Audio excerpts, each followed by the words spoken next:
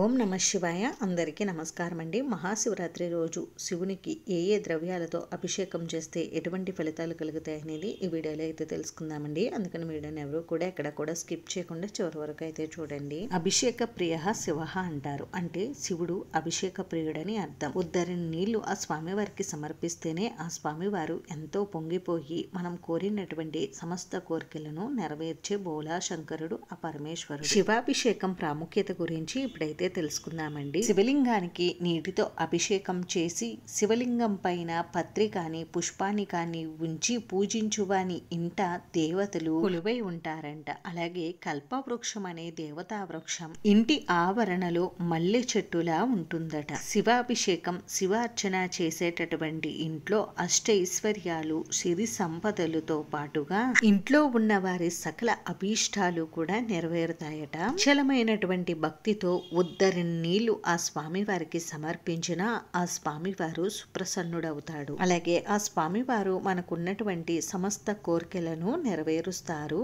అందుకే ఆ స్వామివారిని బోలా శంకరుడు అనే నామంతో పిలుస్తారు. హిందువులు చేసేటటువంటి అర్చనా విధానంలో ప్రత్యేకమైనది అభిషేకం. అభిషేకానికి మనం వివిధ రకాలైనటువంటి ద్రవ్యాలను ఉపయోగిస్తాము. అయితే ఒక్కొక్క ద్రవ్యానికి ఒక్కొక్క ప్రత్యేకత, ప్రాధాన్యత, ప్రాముఖ్యత అయితే ఉంది. అయితే మనం శివలింగానికి అభిషేకం చేసేటప్పుడు ఏ ద్రవ్యంతో అభిషేకం చేస్తే ఎటువంటి ఫలితాలు కలుగుతాయి అనేది ఇప్పుడు తెలుసుకుందాం. శివలింగానికి శుద్ధమైనటువంటి జలంతో అభిషేకం చేయడం వలన శివానుగ్రహం తొందరగా లభిస్తుంది. శుద్ధమైన జలము అంటే మనం వాడినటువంటి వాటర్ కాకుండా, అంటే ఎంగిలి చేసినటువంటి ఇంకా అపరిశుభ్రమైనటువంటి జలంతో కాకుండా పరిశుభ్రమైనటువంటి శుద్ధమైనటువంటి జలంతో అభిషేకం చేస్తే శివానుగ్రహం కలుగుతుంది. శివలింగానికి ఆవు పాలతో అభిషేకం చేయడం వలన మనకు సర్వ సౌఖ్యాలు కలుగుతాయి. ఇంకా ఆవు పెరుగుతో అభిషేకం చేయడం వలన యశస్సు, బలం, ఆరోగ్యం కలుగుతాయి. ఆవు నెయ్యితో అభిషేకం చేయడం వలన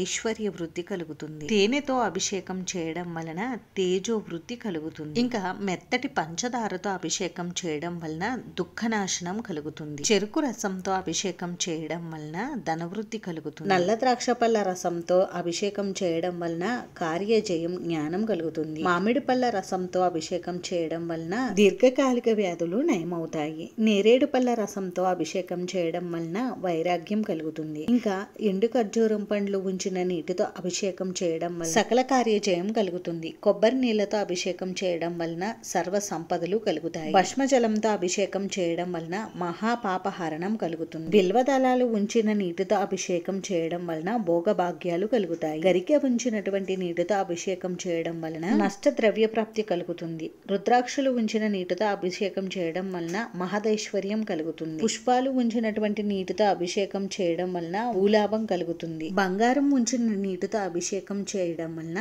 దారిద్ర్యం తొలగుతుంది. నవరత్నాలు ఉంచిన నీటితో అభిషేకం చేయడం వలన ధాన్యాభివృద్ధి, గృహలాభం కలుగుతుంది. ఇంకా పసుపు కలిపినటువంటి నీటితో అభిషేకం చేయడం వలన ఇంట్లో తప్పకుండా శుభకార్యాలు జరుగుతాయి. కుంకుమ కలిపినటువంటి నీటితో అభిషేకం చేయడం వలన సౌభాగ్యం కలుగుతుంది. పన్నీరుతో అభిషేకం చేయడం వలన పుత్ర సంతానం కలుగుతుంది. నువ్వుల నూనెతో అభిషేకం చేయడం వలన అపమృత్యు దోషం తొలగుతుంది. ఆవు పాలలో నువ్వులు కలిపి వాటితో శివునికి అభిషేకం చేయడం వలన అపమృత్యు దోషాలు తొలగుతాయి. ఆవు పాలలో పంచదార కలిపి వాటితో శివునికి అభిషేకం చేయడం వలన వాక్శుద్ధి కలుగుతుంది. దక్షిణావృత సంకోదకంతో అభిషేకం చేయడం వలన గృహ కల్లోలాలు తొలగిపోతాయి. అంటే దక్షిణావృత సంకంలో నీటిని ముంచి ఆ నీటితో అభిషేకం చేయాలి. కస్తూరి కలిపిన నీటితో అభిషేకం చేయడం వలన చక్రవర్తిత్వం కలుగుతుంది. అన్నంతో శివలింగానికి అభిషేకం చేయడం వలన మోక్షం, అధికార ప్రాప్తి, దీర్ఘాయువు, ఆర్థిక ఇబ్బందులు తొలగిపోతాయి. గంగాజలంతో అభిషేకం చేయడం వలన సర్వ సమృద్ధి, సర్వ సంపదల వృద్ధి కలుగుతుంది. బియ్య పిండితో అభిషేకం చేయడం వలన అప్పుల బాధలు తొలగిపోతాయి. పంచామృతాలతో అభిషేకం చేయడం వలన ధనవృద్ధి కలుగుతుంది. ఇంకా పంచగవ్యాలతో అభిషేకం చేయడం వలన మనం చేసినటువంటి పాపాలు అన్నీ కూడా నశిస్తాయి. నిమ్మరసంతో అభిషేకం చేయడం వలన మృత్యు భయం తొలగుతుంది. గంధం ఉంచిన నీటితో అభిషేకం చేయడం వలన పుత్ర ప్రాప్తి కలుగుతుంది. అంతేనండి. చూసారు కదా, మహాశివరాత్రి రోజున శివలింగానికి ఏ ఏ ద్రవ్యాలతో అభిషేకం చేస్తే ఎటువంటి ఫలితాలు కలుగుతాయి అనేది. ఈ వీడియో మీకు నచ్చితే ప్లీజ్ లైక్ చేసి, షేర్ చేసి, సబ్స్క్రైబ్ చేసుకోండి.